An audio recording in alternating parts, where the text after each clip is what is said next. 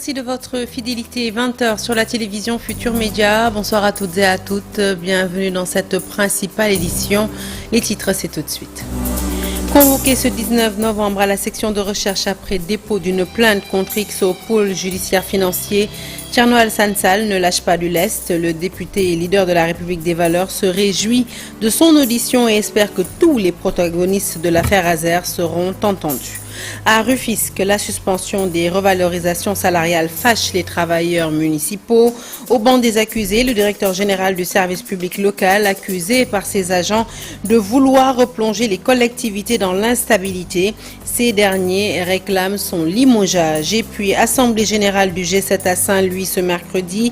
La décision de faire grève totale a été respectée par les membres du syndicat.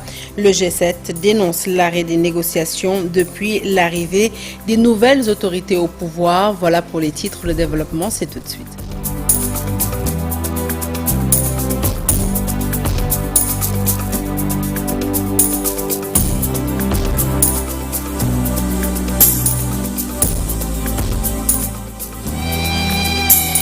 Bonsoir à toutes et à tous. Un journal que nous ouvrons tout de suite avec ce communiqué conjoint de la police et de la gendarmerie nationale.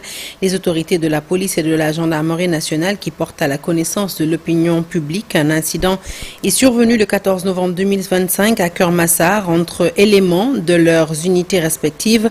Des images de cette scène ont circulé sur les réseaux sociaux, suscitant de nombreuses réactions. Les deux institutions regrettent cet incident qui constitue un acte isolé qui ne reflète en rien la qualité des relations professionnelles et la collaboration exemplaire qui lie au quotidien policiers et gendarmes dans l'accomplissement de leur mission régalienne. La direction générale de la police ainsi que le haut commandement de la gendarmerie tiennent à rassurer la population que des dispositions communes ont été prises pour clarifier les circonstances de l'incident et situer les responsabilités afin de préserver la cohésion entre les unités.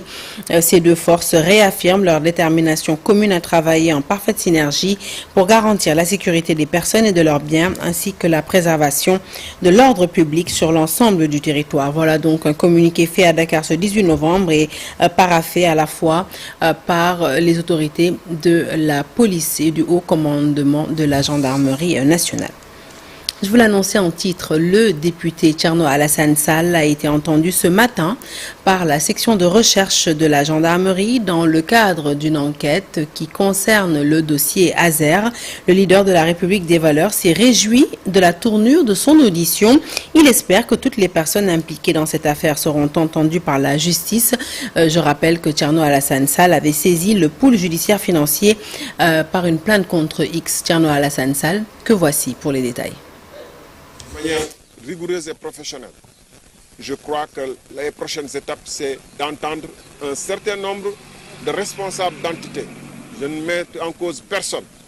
Mais je dis il est normal qu'on entende l'ancien, le nouveau DG, l'actuel DG de l'Azer, l'ancien, l'actuel DG de l'ARCOP, le directeur national des assurances, ainsi que la Banque Santander et toute personne susceptible de donner des informations. Si c'est fait, à pas au Sénégal, à pas au PC, si c'est fait, la vérité éclatera et on saura qu'il y a là de quoi véritablement s'inquiéter et prendre des dispositions rigoureuses contre des personnes qui, à tout le moins, ont retardé la mise à disposition des gens du monde rural, les services d'électricité. Ce qui prouve qu'il y a toujours un problème, c'est que la Banque Santander persiste à suspendre le financement. Ça suffit pour dire qu'il y a un problème. Et je me suis rendu sur le terrain. Je n'ai pas constaté, en tout cas à Louga, dans le département de Kébémer et dans le département de Louga, un début d'exécution. Par ailleurs, j'étais récemment à Guinguinéo. Beaucoup de gens de Kaffrine d'ailleurs m'ont dit il faut venir chez nous aussi. On est venu mesurer, regarder, mais il n'y a rien qui a démarré. Et Kaffrine est une des régions concernées. C'est pourquoi j'entreprendrai tout ce qui est en mon pouvoir. Parce que j'ai été dans le monde rural, j'ai vu des personnes démunies, fatiguées, qui ont besoin d'électricité au même titre que tout le monde. Le secteur de la formation des professionnels en santé secoué par une crise. Le syndicat des directeurs d'écoles privées de santé accuse le ministère de la Santé d'outrepasser ses prérogatives en organisant lui-même examens et certifications. Cette démarche met en péril la qualité des formations et crée une iniquité flagrante entre étudiants selon les membres du syndicat. Je vous propose de les écouter. Ils étaient donc en conférence de presse et c'est un reportage signé Alassane Baye à Lundiagne. Le syndicat des directeurs d'écoles privées de santé dénonce de graves violations réglementaires qui menacent la qualité de la formation et la transparence des recrutements dans la fonction publique. Selon le président du syndicat, le respect des textes réglementaires est indispensable pour garantir la qualité de la formation en santé. L'université délivre les diplômes de LCO. L'INDSS délivre les diplômes de LCO. Mais côté recrutement, on ne peut pas dire que c'est généralisé aussi. Il y a des établissements qui recrutent. Mais pour ce qui s'agit spécifiquement du ministère central, qui est le ministère de la Santé, lui, il fait du sabotage totalement. Parce que lui, ce qu'il veut, c'est que le Sénégal n'ait plus d'établissements habilités et accrédités. Face à la presse, Ibrahima Koulibaly estime que ces pratiques illégales pénalisent les jeunes diplômés issus des filières agréées et reconnues. Les procédures de recrutement dans la fonction publique subissent également des irrégularités qui minent la crédibilité du système. La fonction publique en tant que telle, depuis plusieurs années, n'a pas recruté d'infirmiers ni sages-femmes. Raison pour laquelle il y a plein d'erreurs médicales au niveau de nos structures de santé. Parce qu'ils recrutent n'importe comment et les conditions même en matière de traitement pour la motivation des salaires et les procédures même de recrutement ne respectent pas les dispositions réglementaires. Face à ce constat, le SYDEPS lance un appel solennel aux autorités pour une réforme immédiate et concertée visant à rétablir la légalité. Protéger les étudiants sénégalais, parce que les autres sont bien protégés par leur pays d'origine. Garantir une formation conforme aux standards internationaux, parce que nous aimerions que la jeunesse sénégalaise puisse travailler partout dans le monde. On a fait un recours au niveau de la Cour suprême actuellement pour abus d'autorité en annulation des arrêtés, des derniers arrêtés portant sur organisation de l'examen de certification. L'objectif de cette démarche est d'obtenir l'ouverture d'un dialogue interinstitutionnel impliquant le ministère de l'Enseignement supérieur, le ministère de la Formation professionnelle et le ministère de la Santé et de l'Hygiène publique afin de rétablir la conformité, l'équité et la confiance dans le secteur de la santé au Sénégal. Nous restons dans le secteur de la santé. 10 mois sans salaire, c'est le calvaire que vivent les agents du programme Xëyu Ndaw ñi, un programme logé au ministère de la Santé et de l'Action sociale. Fatigués d'attendre leur rémunération en vain, eh bien, ces agents ont fait face à la presse pour dénoncer cette situation. Ils n'excluent pas d'ailleurs de battre le pavé prochainement. Je vous propose d'écouter El Hadj Dramé, leur porte-parole, qui nous en dit plus au micro de Lisa Prera.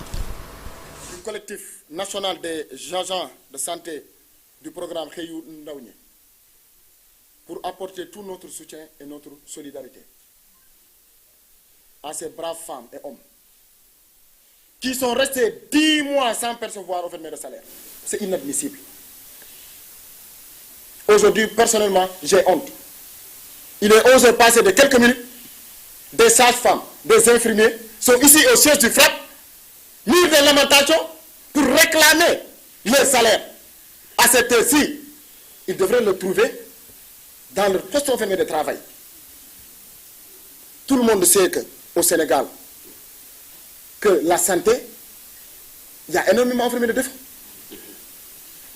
Faites le tour dans certaines zones, pratiquement, mais vous ne trouvez absolument rien là-bas.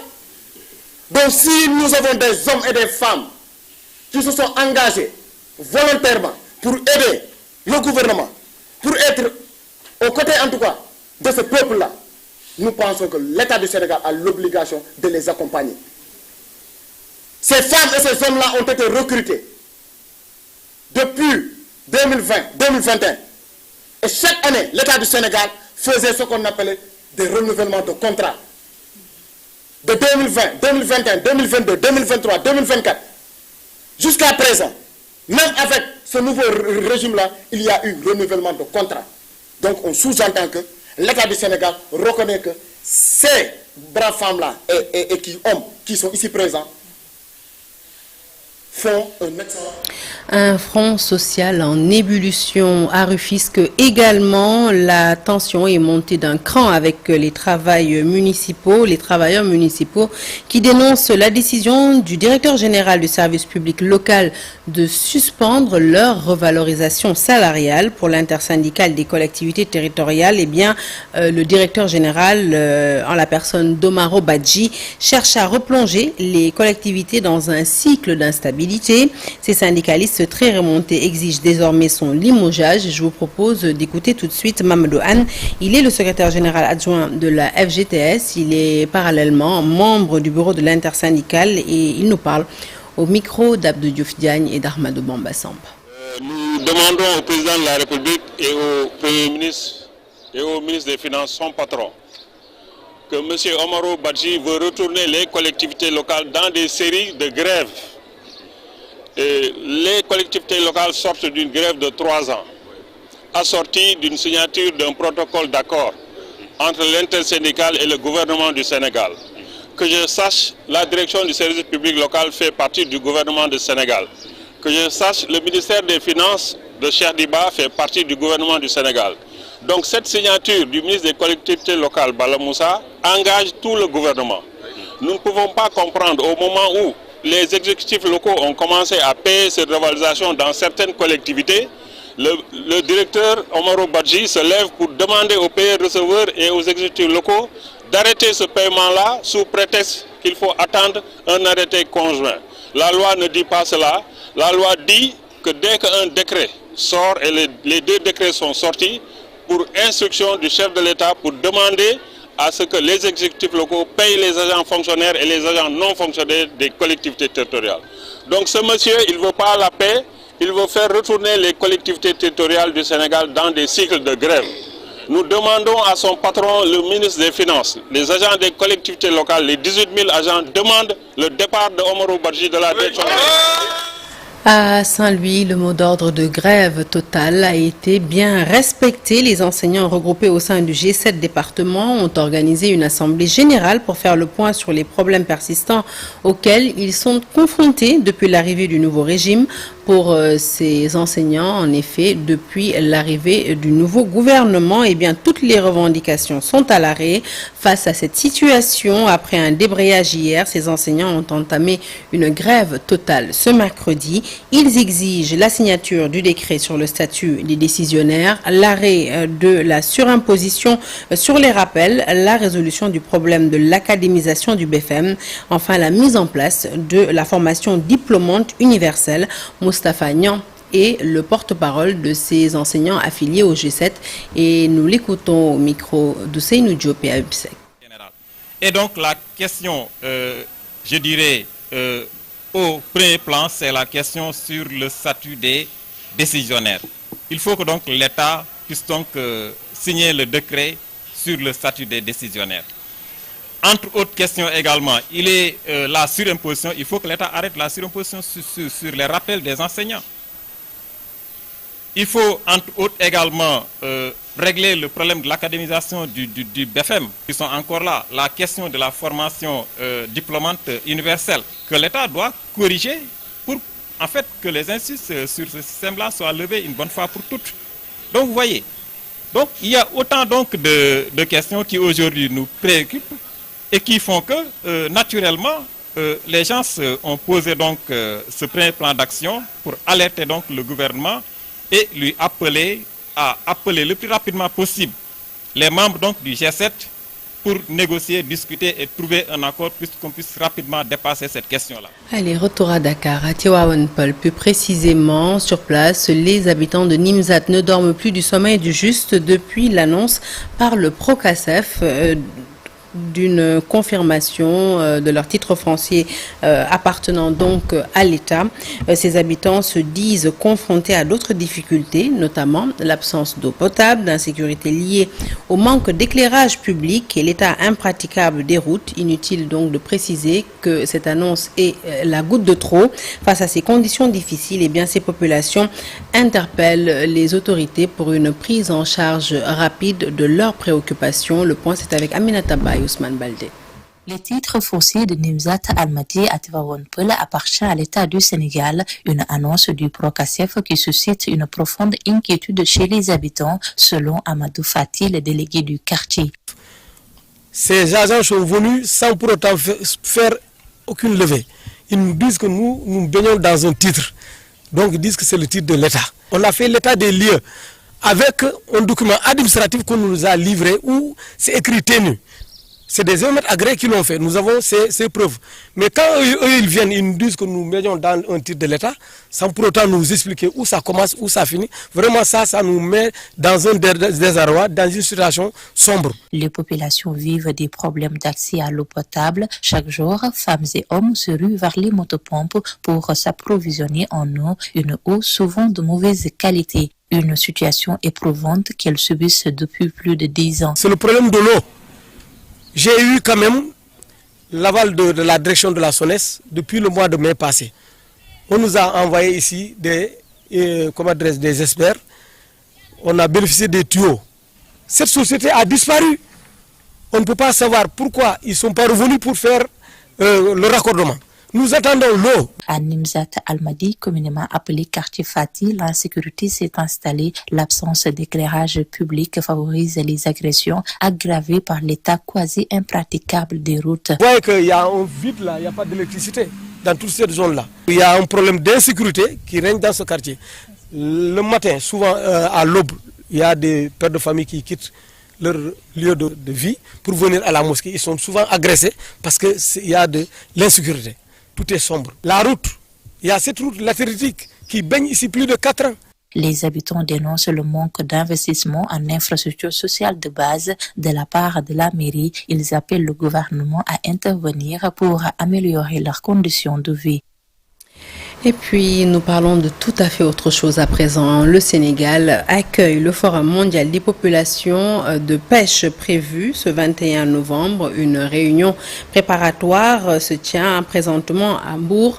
Acteurs et autorités en déclinent déjà les objectifs. D'abord, la protection des espèces surexploitées et qui sont en voie d'extinction.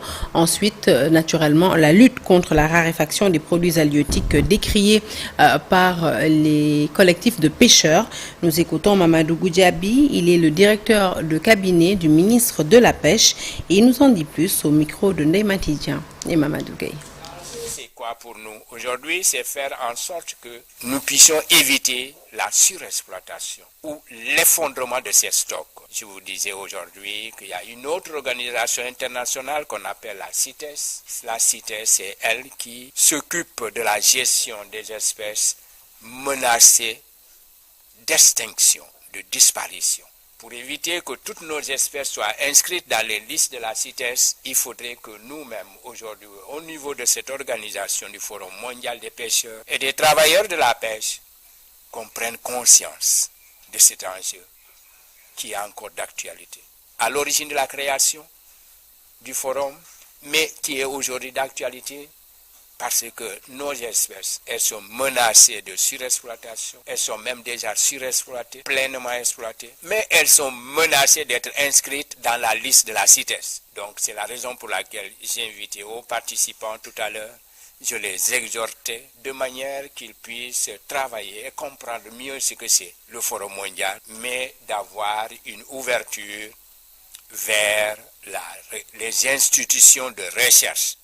C'est les institutions de recherche qui évaluent les stocks potentiels qui existent dans nos eaux, que ce soit au niveau espèces pélagiques ou au niveau espèces démersales, qu'elles soient des espèces côtières ou des espèces hauturières, qu'elles soient des espèces côtières au niveau démersal, mais au niveau profond également. C'est la recherche qui pourra nous dire le niveau d'exploitation de ces espèces et de manière qu'on puisse aujourd'hui les exploiter, mais les conserver. Dans le sud, à Ziguinchor, les populations déplacées de retour dans la zone du Bayot-Est, notamment à Bofa et Toubacouta, ont réussi à retrouver et cultiver du riz dans leur rizière jadis abandonnée à cause du conflit. Mais faute de moyens et de matériel adéquat, ces populations n'ont pu rentabiliser que 3 hectares sur les 11 disponibles. Toute cette zone contiendrait même 4000 hectares de riz cultivable. La société civile en tournée dans la région pendant cette période de récolte en a profité pour interpeller l'État afin d'équiper ces populations démunies. Nous écoutons Madia Diop, porte-parole de cette société civile qui s'est déplacée à Ziguinchor. Il nous parle au micro de Boubacar Diassi et Lamine Mandja. Aujourd'hui, nous savons que la Casamance est une zone qui est potentiellement riches, où les zones rizicoles sont très riches en réalité, très riches. Et c'est pourquoi nous avons vu que le potentiel n'est pas exploité. Et comme l'État est en train de prôner l'autosuffisance alimentaire, la souveraineté alimentaire, c'est l'occasion pour lui aussi en tant qu'État d'accompagner ces populations-là qui sont en train de se donner corps et âme pour que nous puissions arriver véritablement à cette autosuffisance alimentaire. C'est l'occasion encore pour nous d'interpeller la jeunesse à prendre la relève. Nous demandons à l'État qu'on puisse sortir en fait de ces moyens rudimentaires, qu'on puisse moderniser l'agriculture. Il y a des vallées ici en Casamance qui ne sont pas exploitées. Il y avait 11 hectares qui étaient prévus. Malheureusement, par défaut de moyens, ils ont pu exploiter les 3 hectares. Mais avoir la récolte, avoir les semences, avoir ce qui se passe ici, vous saurez nettement que, en fait, aujourd'hui, que les populations qui sont dans le Bayot-Est seraient réconfortées par ces résultats-là et que peut-être l'année prochaine, cette vallée-là sera utilisée avec toute sa potentialité. Il faut demander l'aide aussi de l'État. Mais cette potentialité est toujours là. Nous avons des zones rizicoles qui sont d'une importance capitale, mais qui peuvent donner des récoltes qu'on ne peut même pas imaginer. Alors, les assises nationales pour trouver une solution définitive à la question relative à l'errance des enfants dans les rues du Sénégal, annonce faite ce matin par le ministre en charge de la femme, de la famille et de l'enfance. Une annonce donc à l'occasion d'une table ronde consacrée par la Commission nationale des droits de l'homme du Sénégal, compte rendu de cette rencontre avec Lissa Prera. Des centaines ou des milliers d'enfants qui errent dans les rues au Sénégal. Ils ne sont pas uniquement des enfants talibés, mais beaucoup d'entre eux sont en rupture familiale ou avec la société, malgré les différentes initiatives de l'État pour les retirer de la rue. Le phénomène persiste. Un scandale. Et il faudrait que toutes les parties prenantes se donnent la main pour que ce phénomène des enfants de la rue soit éradiqué. Il y va de l'intérêt supérieur de la nation, puisque les enfants, plus de 50% des personnes au Sénégal ont moins de 20 ans. Il faut donc veiller à les protéger leurs droits fondamentaux. D'abord le droit à la dignité, le droit à l'éducation. La place des enfants n'est pas dans les rues. La place des enfants, c'est dans les familles, dans les écoles. Leurs droits de toutes sortes. Ce sont des enfants qui vivent une insécurité inadmissible. Une situation qui interpelle les autorités qui, après avoir constaté la limite de ces différentes initiatives, veut aujourd'hui réunir tous les acteurs autour de la table pour trouver une solution efficace à ce phénomène persistant. Il y a eu des initiatives au niveau gouvernemental qui ont été mises en place à travers des projets, des programmes et des initiatives. On en a fait le bilan qui s'est trouvé que malgré ces politiques et ces programmes, la problématique de la prolifération des enfants en situation de rue demeure toujours. C'est pourquoi nous sommes dit qu'il faut qu'on s'arrête, qu'on s'asseye autour d'une table pour discuter. C'est ce qui a valu cette directive présidentielle lors du Conseil des ministres du 25 avril dernier. Le président de la République du Sénégal a donné comme directive d'aller vers l'organisation des assises nationales sur la problématique de la protection des enfants en situation de rue. Selon les dernières statistiques de l'ANSD, Dakar compte le plus grand nombre d'enfants de la rue avec 27%, suivi de Ziguinchor et de Diourbel avec respectivement 20,3% et 12,2%. La journée mondiale des femmes est célébrée chaque année le 8 mars, mais le saviez-vous, la gente masculine a aussi sa journée à elle dédiée. Il s'agit de la journée mondiale des hommes. Elle est célébrée ce 19 novembre, une célébration qui cette année bute sur certaines considérations sociales, la place de l'homme dans la famille, mais aussi dans la société, l'homme perçu comme un pilier essentiel. Nous écoutons tout de suite les explications de notre expert. La première raison, très souvent, l'homme est investi d'une mission sacerdotale qui fait que la société pense normal toute cette charge qui repose sur les épaules de l'homme. On a l'habitude de dire dans notre société qu'il ne faut pas avoir pitié à un homme, si je traduis littéralement et lui-même il a de cela. Et ce qui fait que cette mission sacerdotale que l'homme a intériorisée dans son processus de socialisation fait qu'il est beaucoup plus compréhensible d'avoir cette empathie, en tout cas que l'on manifeste de manière directe chez la femme que chez l'homme. L'homme naît avec cette mission à la limite comparable à celle de Sisyphe, de prendre sur lui tout ce qui est charge au niveau de la famille, d'être quelqu'un qui est stoïque, qui peut résister, qui est résilient et qui ne montre même pas ses faiblesses. Par exemple, il n'est pas bien vu dans notre société qu'un homme puisse manifester ses faiblesses ou bien sa vulnérabilité. On dit que donc à travers le processus de socialisation, on intériorise tous ces éléments qui font qu'il est très rare, en tout cas, de voir, même au niveau de la famille ou de la société de manière générale, manifester une empathie, en tout cas directe, chez l'homme.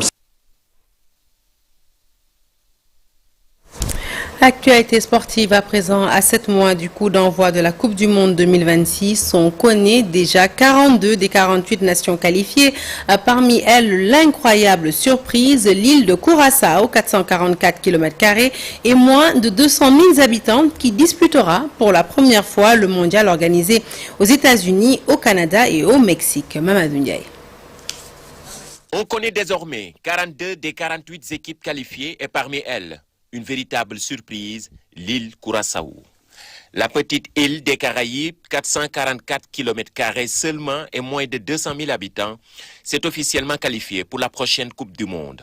Un exploit absolument retentissant pour cette sélection longuement considérée comme un outsider. C'est une première historique. Curaçao rejoint ainsi les 42 nations déjà assurées de disputer le mondial organisé aux États-Unis, au Canada et au Mexique du 11 juin au 19 juillet 2026, reste désormais 6 billets et 2 via les barrages à distribuer, 4 via les barrages européens intercontinentaux prévus en mars. Une certitude, Curaçao sera bien de la fête, symbole de ce football qui peut toujours offrir des histoires extraordinaires. Et pour terminer, le district du sport travailliste de Bakel qui a démarré ce week-end engageant 12 équipes composées de travailleurs. Au-delà de la compétition, ce tournoi est un véritable outil d'intégration sociale. Les organisateurs l'assurent. Dans cette zone reculée, l'enjeu principal est de faciliter l'adaptation et de fixer durablement les travailleurs souvent isolés et en provenance d'autres régions. Une initiative sportive essentielle pour assurer la cohésion et la fidélisation de la main-d'œuvre sur place. Adam Allah est président de district du sport travailliste. Nous l'écoutons au micro de Mamadou Diouf. Le sport travailliste, alors qui est d'utiliser la physique alors pour améliorer le bien-être des employés et la performance de l'entreprise. Donc le sport travailliste vise aussi à améliorer le bien-être des employés et la performance de l'entreprise. C'est vrai, aujourd'hui on a privilégié le sport roi qui est le football, mais ici à Bakel on envisage dans les jours à venir impliquer les autres disciplines comme la pétanque, le Scrabble, alors que chaque équipe, chaque corporation puisse avoir une équipe de Scrabble ou une équipe de pétanque. Et là, nous allons compétir pour voir donc, les meilleurs au niveau du département. Et très certainement, ce sont ces meilleurs qui vont représenter le département de Bakel lors des phases régionales. Alors, qui va servir d'établir donc, des relations sociales entre les travailleurs. Donc, ça va raffermir les liens entre les travailleurs. Donc, c'est dire qu'avec le sport travailliste, donc, le résultat doit être imminent. Fin de ce journal, merci de l'avoir suivi. L'actualité se poursuit sur toutes nos plateformes digitales. Restez avec nous. Tout de suite, la seconde partie de Soir d'Info avec Abdoulaye Der à la présentation. Quant à moi, je vous retrouve demain avec grand plaisir, Inch'Allah. Et d'ici là, portez-vous bien.